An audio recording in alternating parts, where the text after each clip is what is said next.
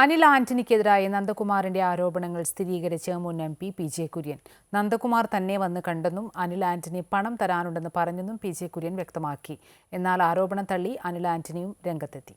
CBI standing counsel നിയമനത്തിനായി അനിൽ ആന്റണി 25 ലക്ഷം തന്റെ കയ്യിൽ നിന്നും വാങ്ങിയെന്നായിരുന്നു നന്ദകുമാറിന്റെ ആരോപണം. പിതാവിനെ വച്ച് വിലപേശി പണം വാങ്ങിയ വ്യക്തിയാണ് അനിലെന്നും ചില ഡിഫൻസ് നോട്ടുകൾ പുറത്തുപോയത് പിടിക്കപ്പെടാതിരിക്കാനാണ് അനിൽ BJPയിൽ ചേർന്നതെന്നും അദ്ദേഹം ആരോപിച്ചിരുന്നു. ഇക്കാര്യങ്ങൾ സ്ഥിരീകരിച്ചാണ് മുൻ MP PJ കുര്യൻ രംഗത്തെത്തിയത്. അനിൽ ആന്റണി പണം നൽകാനുണ്ടെന്ന് പറഞ്ഞ് നന്ദകുമാർ തന്നെ വന്ന് കണ്ടിരുന്നു എന്ന് PJ കുര്യൻ പറഞ്ഞു. ഈ വിഷയം AK ആന്റണിയെ ധരിപ്പിച്ചതായാണ് തന്റെ ഓർമ്മയെന്നും അദ്ദേഹം പറഞ്ഞു.